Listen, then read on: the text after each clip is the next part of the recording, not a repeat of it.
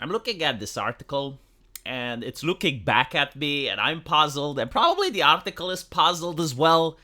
And the journalist who wrote it is probably smirking with a smug expression, proud of the literature masterpiece that he concocted. And the reason that I find myself puzzled and bewildered is not due to the article itself, but is wondering like how long is this tactic going to hold? How long are people willing to buy into this extremely disingenuous gaslighting that we've seen constantly from the mainstream media for the last 10 years or so?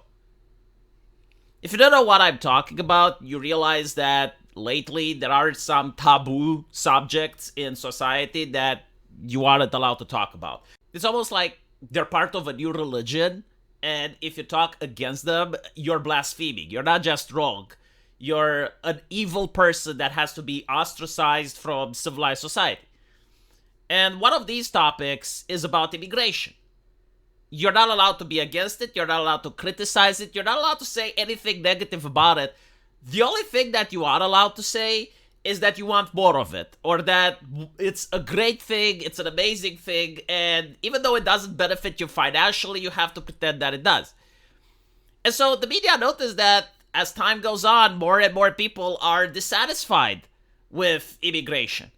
And so, because we live in a world where most people have direct access to information through the internet, through social media, through AI, many individuals do not believe in the supernatural anymore. And so, the government isn't making the argument that God said immigration is holy, even though the previous pope was kind of alluding to that by quoting scripture and saying you need to love thy neighbor and walls are bad, what Donald Trump is doing is horrible, you should let them in, wash their feet. You know, like, the church was trying to actually make the religious argument for mass uncontrolled immigration, but again, the government realizes that this argument doesn't resonate with every single person, and so they have to make the secular argument. And the secular argument is made through the academia, through the experts, and through the mainstream media. And so when you had people that actually understand economics and actually know how the market works, and they were concerned and they were saying, it's like, look, if you keep this up, I'm worried that my kid isn't going to be able to afford a home. Well, immediately the experts and the academics would crash in and they would say that nonsense, you don't understand economics. This is actually good for you. This is great for the GDP, line goes up, and you need to accept this. And they would basically compare these people with conspiracy theorists, far right. They don't know what they're talking about. They're uneducated. In other words, they're blaspheming. Like, they're outside the faith, right? But as time goes on, we notice this more and more because the reality becomes self-evident to the point where it cannot be denied. And even the experts have their limits. Like, if you're looking outside the window and it's fucking raining, the experts can't just lie to you and say that it's sunny. And so what the experts do is they come out and they say, well, actually, yes, it's raining, but that's a good thing. And it's like, well, hold on a little bit. Fine. You know, maybe it is a good thing. But what about the people that lied to us consistently? Why aren't they resigning? Why weren't they saying from the beginning, actually, yeah, in like 6 years, the prices of houses is going to grow up. Your kids won't be able to afford one, but that's a good thing. Why weren't they saying that back then? Why were they attacking the people that were saying the reality? Which is what JD Vance is saying right now. Why did we have to wait so long until finally we got a JD Vance who managed to have a podium and speak the stuff that even the experts now are saying, well, actually, yes. I don't care if it's a good thing or a bad thing. What I do care about is that I was being lied.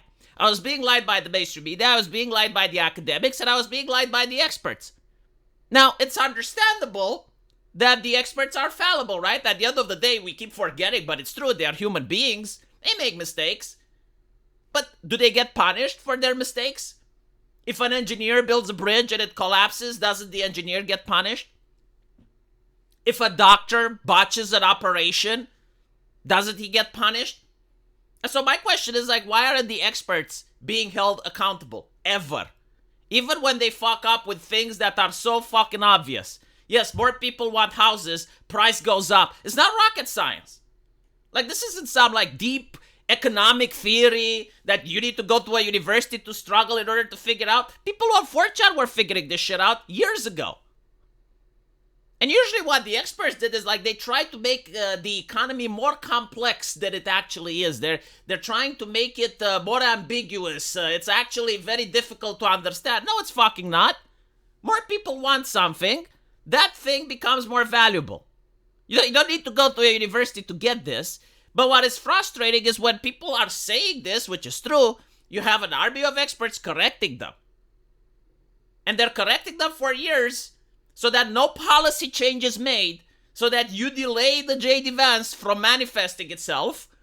And then when it happens, it's like, oh, well, it's a good thing. So now I need to trust you that it's a good thing, right? Like after being lied to for so many years, I have to be trust that, well, actually, this is a good thing. And the argument that they are making is so fucking dumb as well. Because, again, they have to defend an untenable position. At the end of the day, the essence of why people care about housing prices is because they want their children to have homes. This is a universal human trait. Every human on planet Earth wants their kids to grow up in a safe space. And in order to do that, they want to know that their kids have a roof and a job. That's it. This is not, like far right. Like even the most extreme far leftist wants this as well if they have kids. It's tied to human nature. It's not tied to ideology.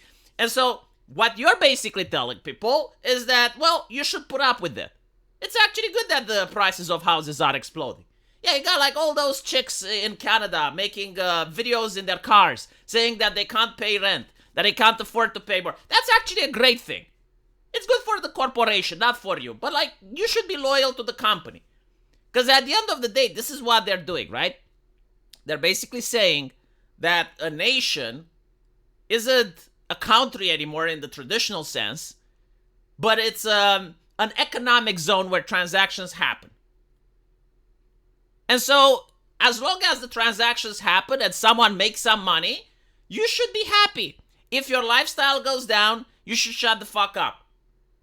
Let the CEO enjoy his yacht. Let the CEO enjoy his cars. Let the politician enjoy your taxpayer money. You need to shut the fuck up.